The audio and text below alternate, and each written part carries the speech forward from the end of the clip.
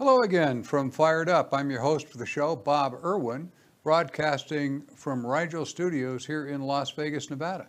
This show is about guns, related politics, and self-defense issues. Fired Up is on our website, firedupwithbobirwin.com. A new show is posted every Thursday around 5 p.m. Pacific time.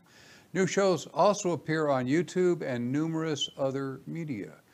The audio feed is rebroadcast for radio listeners Saturdays at noon on the Nevada Talk Network.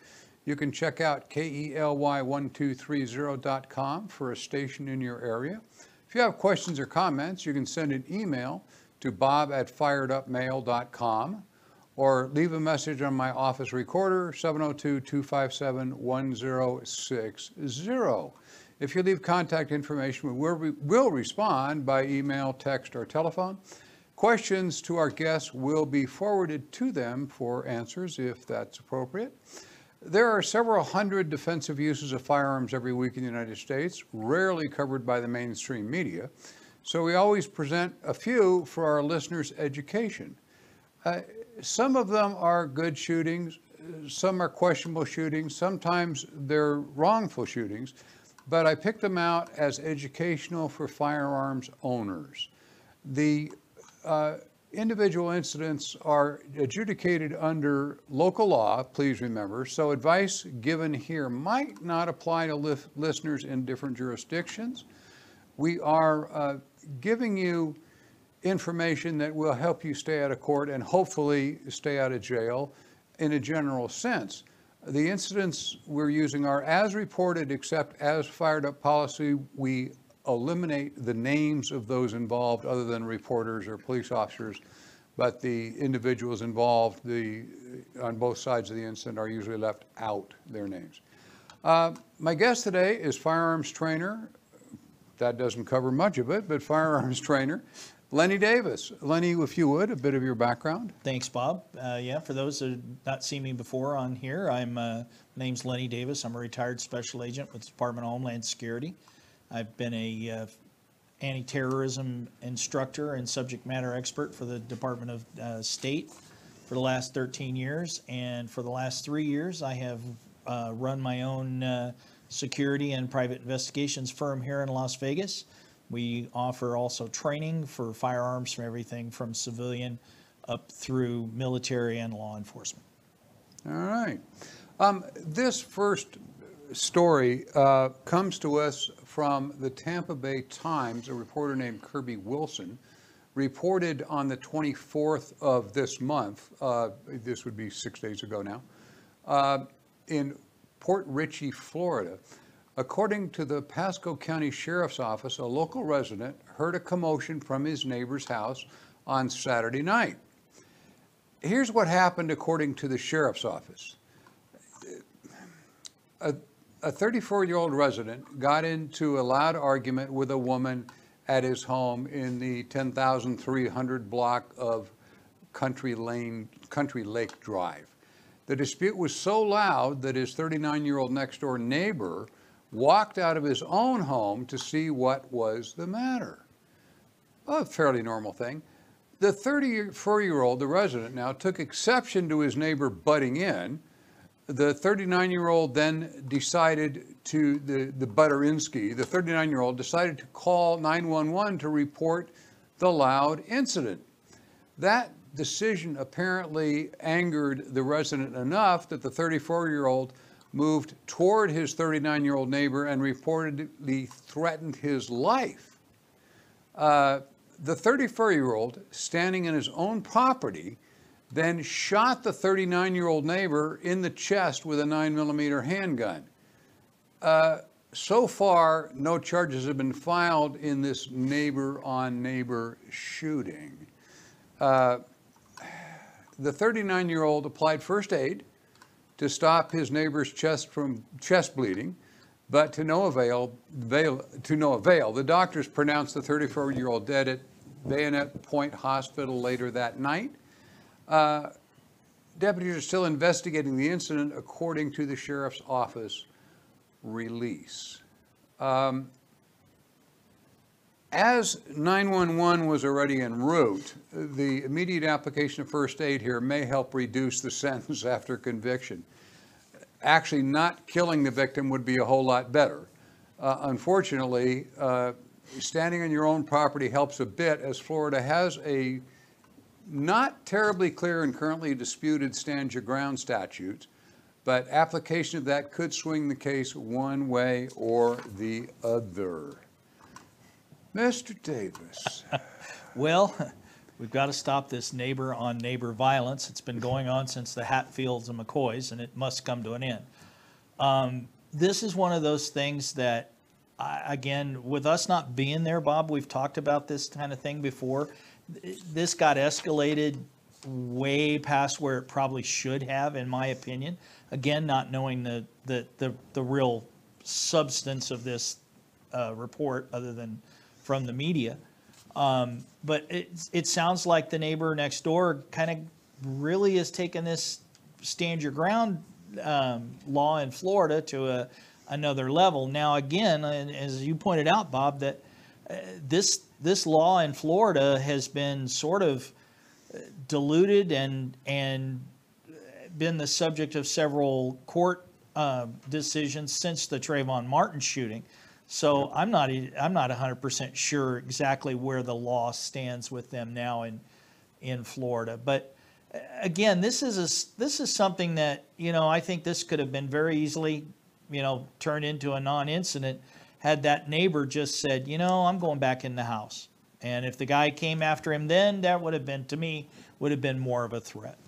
Yeah, you always, in virtually every state, you have some type of, except possibly Hawaii and California, you have the right to defend yourself if someone's breaking into your house and they're, threatening violence and trying to enter or entering your house. In this case, standing on his own property, as I said, the stand your ground law is in flux in Florida. We have cases going both directions. His basing a defense on stand your ground, boy, that's really a tough defense. This will be, I'm sure, all the way to the Florida Supreme Court at some point, because this is just, I went back and reread the statutes last night after I was booking this, and it's been amended 3 or 4 times, and there's several bills. Currently, there's several lawsuits, in the Florida system threatening to modify this stand your ground thing. It's always better to give ground if possible. I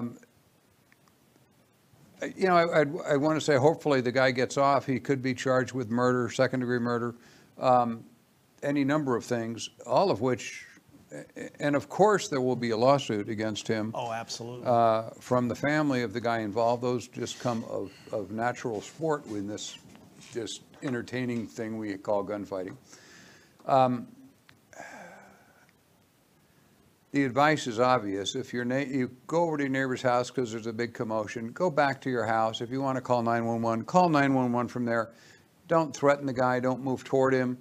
If you're the other end of it and you're the guy who's having a fight with your wife or girlfriend or whatever, and the neighbor thinks it's too loud, stay in your house. Mm-hmm.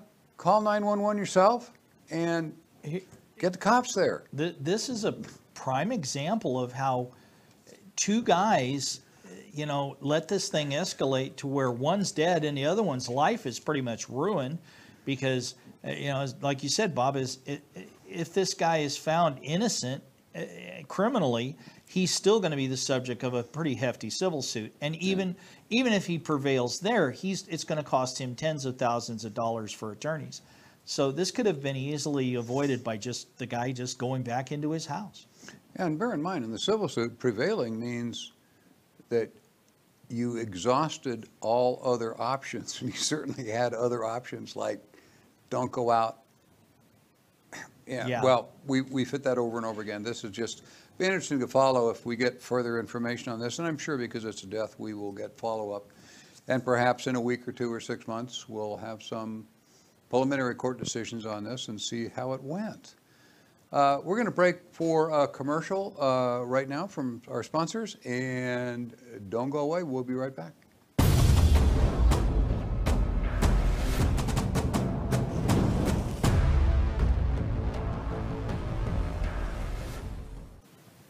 Our new Fired Up logo merchandise is available online at firedupwithboberwinstore.com. We have our orange camo pattern shirts, as you can see here. We have orange camo pattern hats, baseball type hats. We have our famous Aussie button up on the side hats, all of which are available. The men's tees now come in small, medium, large, extra large, 2XL, and 3XL just in. We have the hats are available. The Aussie hats are in size small, medium, large, and extra large. That is 7, 7 1/4, 7 1/2, 7 3/4 to us Americans. We also have our Pink Ladies tank tops in small, medium, large, extra large, and 2XL. And of course, my book, The Reality of Armed Self-Defense. We accept credit and debit cards, PayPal, and just about every other payment method known to man on that site. It's being handled by a contractor who does all that for us. So I am inviting you to look onto our website, add the word store, and you will find all this stuff for sale, which will help support Fired Up. Thank you.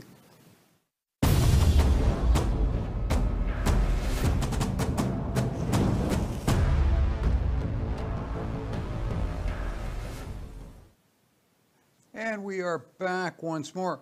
This story is from the Louisville Courier-Journal on the 25th of this month, a week ago, by a reporter named Matthew Glowicki. There we go. In Louisville, Kentucky, a man accused of shooting a customer at a Louisville Olive Garden pleaded not guilty Monday morning, and his attorney said it would be a matter of self-defense. The Louisville Metro Police officers said the defendant shot and killed a 25-year-old in the lobby of the restaurant. It's at 4811 Outer Loop after a verbal altercation. The officers found their suspect after a witness said he left the scene in a black Ford Fusion. When police found his car, they reportedly found marijuana as well as a handgun believed to be used in the shooting. Okay, witnesses saw the guy leave. The defendant is now charged with murder, tampering with physical evidence, and trafficking marijuana. At his arraignment Monday, his attorney, a fellow named John Olash, said witnesses reported that the 25-year-old who was shot was the aggressor and had swung at and pushed his client before the shooting. The defendant has no other violence in his past, according to court records. He was arrested in 2008 when he was accused of possession of marijuana. That's it, not obviously a serious charge. His attorney requested for bail reduction from the $1 million to $20,000, but that was denied. The restaurant, according to the witnesses, a police spokesman, said the restaurant was pretty well populated at the time of the shooting. The spokeswoman, her name is Alicia Smiley, I have on my notes here. Certainly, this looks like a case of who started the physical part of the fight. Kind of related to our previous story, different jurisdiction, of course. The issues will be certainly one of physical size, agility, and aggression level of the players involved, which we do not have. We do not have their ages. So there's a lot we don't know here. The fact that others nearby, the other people in the restaurant, could have been hurt is an argument possibly without merit, as they apparently weren't hurt in the incident. So arguing that they could have been hurt makes it worse. The facts of the case, it wasn't involved. This is going to be interesting again when it goes to court. Well, again, we're going to, like you've already mentioned, we're going to have to know who these guys were. Was the guy that did the shooting 5'4" and 120 pounds versus a guy who was 6'5", 300 pounds, or what was said and what caused the physical attack? I really want to know a couple of things. why was there a gun used when you were in Louisville, the home of the Louisville Sluggers? So why was this not a baseball bat combat? But because I figured everybody in Louisville carried a baseball bat. But seriously, I mean, in the lobby of a restaurant, what causes you to think that your life is in danger? Now, I'm not saying that this guy isn't potentially innocent, who did the shooting. I'm a little concerned. I would look at it as being a former law enforcement officer. I would look at this as saying, why did you not wait for law enforcement to show up? He shot this guy and he fled, obviously because in his car he had enough marijuana for trafficking, probably packaged to traffic. So in those cases, that's going to give me something to look at. But again, it could have been the fact that this guy was 5'4" and versus the decedent who was 6'5". We don't know those facts, and until we do, we really can't make a really good judgment on it. Yeah, this is going to be a real argument, depending on all these details that we don't have. Obviously the agility, physical size, and so forth. The fact that the guy fled the scene, probably because he had the marijuana in his car, is dumb. He's looking at a marijuana charge rather than, and his car wasn't involved, they probably wouldn't have searched his car. Not necessarily, no. They would have just left it because they wouldn't have reason to look for something in his car.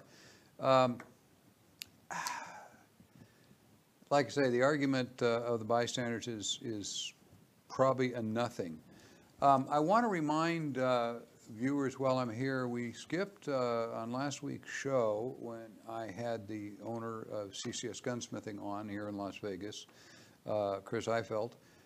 He is also the guy who runs the Friends of NRA dinners, and there is one being held April 6th here in Las Vegas, April 6, 2019, at the Palace Station Hotel and Casino. They have a tremendous number of guns they give away that are donated and so forth. Lots of guns that you will never see for sale in stores because they make a few and they give them to the NRA for promotion. You can call 702-308-8038 to get tickets. I think the ticket pack to get in is $75. You will win at least that amount of stuff. I mean, they give away a tremendous amount of stuff. I encourage everybody to get a hold of the NRA, the Friends of NRA here in Las Vegas. You can find their website on Facebook and get yourself some tickets. Lenny, I'm going to take advantage of you a little bit here right at the end.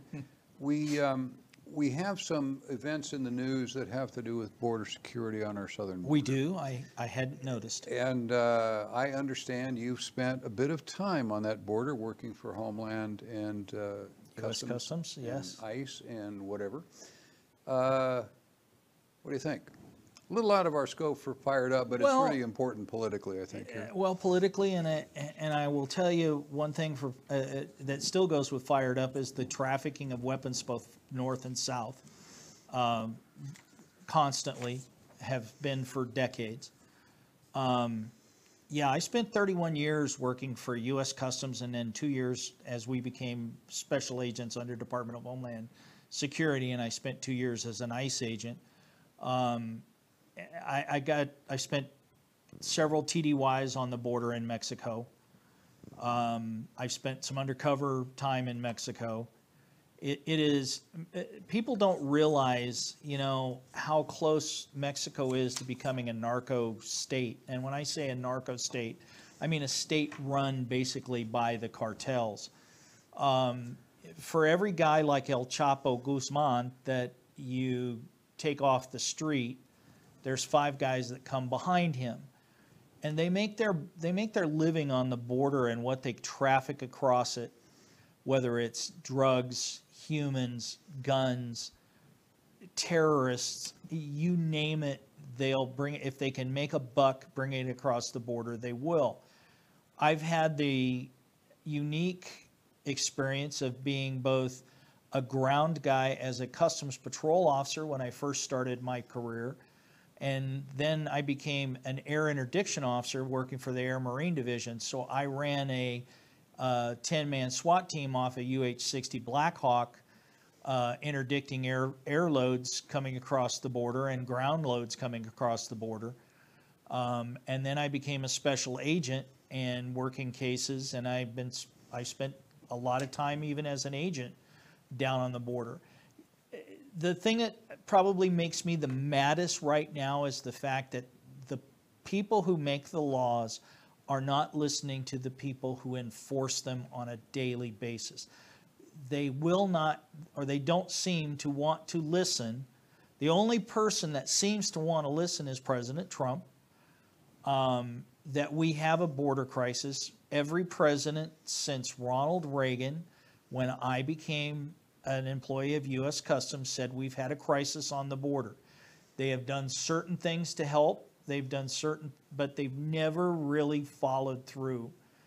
And the problem is you hear a lot of, and this is the thing that makes me mad also, is I hear people like Speaker Pelosi and Senator Schumer say, well, the problem is at the ports of entry. That's where they're making all the seizures. It's not outside the ports of entry where they want to build the barriers. Well, no, that is not the case. There was about 457 pounds of fentanyl seized in a shipment came through a port of entry in Douglas, Arizona. Douglas, Arizona, during the wintertime is where you get all of your fresh fruits and vegetables pretty much. Trucks line up at that port of entry at 3 a.m. and they'll go 5 or 6 miles bumper to bumper back into Mexico. We can't x-ray every one of those trucks. The inspectors do a phenomenal job, but there's hundreds of those trucks that come through that border every day. That doesn't mean that that's the port of entry is the only place where they smuggle drugs. Within a week of that seizure in Arizona, in western Arizona, in a section that has almost no barrier for a border, the Border Patrol got nearly a ton of marijuana and several hundred pounds of cocaine and methamphetamine. They come across the border and people think, well, there's a fence there. There's literally, I've seen sections of the border in Texas, New Mexico, and Arizona that are literally only marked by a boundary marker in the sand. There's no fence, there's no barrier, there's no wall. So when you want to do something clandestine, you're not going to go into the port of entry. You're going to go around it, especially when you're talking about human trafficking. And people say, well, and of course they point to, right now the Democrats point to the fact that the apprehension levels are down by several thousand. That's correct, because we have built in the last couple of years, we've taken in these sections between the borders and closer to the ports of entry and extended farther away from the ports of entry these bigger barriers that we see, the ones that President Trump is pushing to build more of. And as you build those barriers, those apprehensions go down because it makes it harder for people to be trafficked into the country. And not everyone that comes in this country is a murderer or rapist, but they are all criminals because they are violating Title VIII of the United States Code, which means they're coming into the United States illegally. They're violating the law strictly because they're coming in. Yes, I understand. Some of them are looking for work, but a lot of them are not. A lot of them are coming here to be part of established cartels that are here in the United States. I ran my last 4 years that I was with with Customs and ICE. I ran an undercover money laundering unit here. So many of my clients were members of Mexican cartels here in Las Vegas. So this has become a hub center here in Vegas. We're not on the border, but the border, if you go down and you talk to these law enforcement officials who are in these cities like El Paso and some of these other cities that are on the border, when they extend the border barriers out away from the ports of entry, their crime drops dramatically. They've had about a 30% drop in crime in El Paso. So, you know, it just really makes me mad that the people who are making the laws need to start listening to the people who are at the border every day. yes, it's silly to build a 30-foot concrete wall the entire length of the border. There's natural barriers there. But there are also some places where you need that 30-foot high steel fence that they've decided to go with. It stops those kind of things. I appreciate that, Lenny. It's something we all need to be aware of.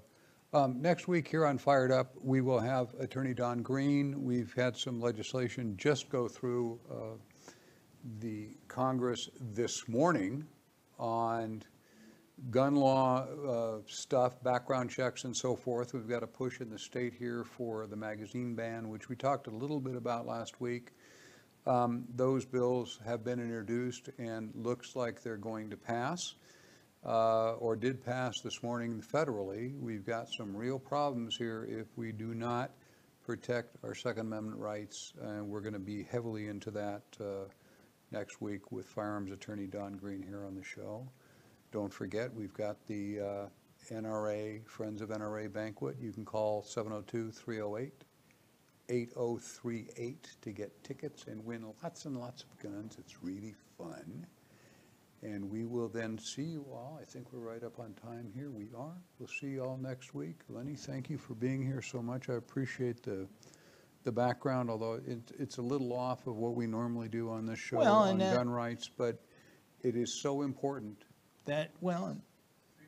And that's not a problem. I mean, like I said, it's all interconnected.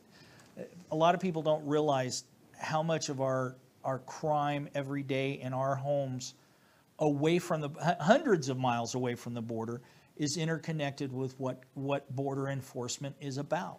When I was a kid, I lived in California, went to school in Oregon, where we had the Bracero program, where immigrants could come in and register with the government, and they could come in for 6 months and pick the crops and then leave.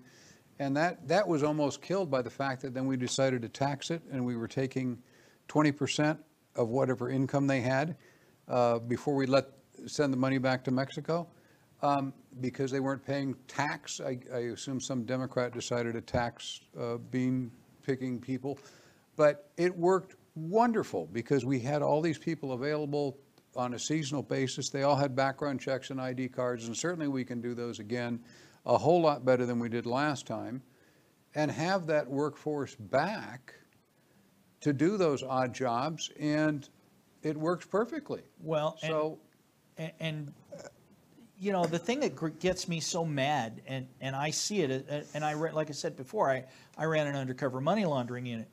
If you want to finance this border, there are billions of dollars every year that illegal aliens earn here by working that they don't put in a bank, they don't pay taxes on, they ship back home. So when they do that, if we put even a $5 fee on every one of the wire transfers going back to Mexico or anywhere south of the border, we would be able to pay for that wall in no time. And track the money, and everybody'd be happy. There are solutions to this, folks. Anyway, we'll be back next week. I thank you all for watching Fired Up. Do tune in next week for updates with Don Green on all this stuff that's going through Congress. We're in a real lot of trouble if we don't vote conservative this time around, folks. Have a good afternoon. Lenny, thanks for coming by. Thank you, sir.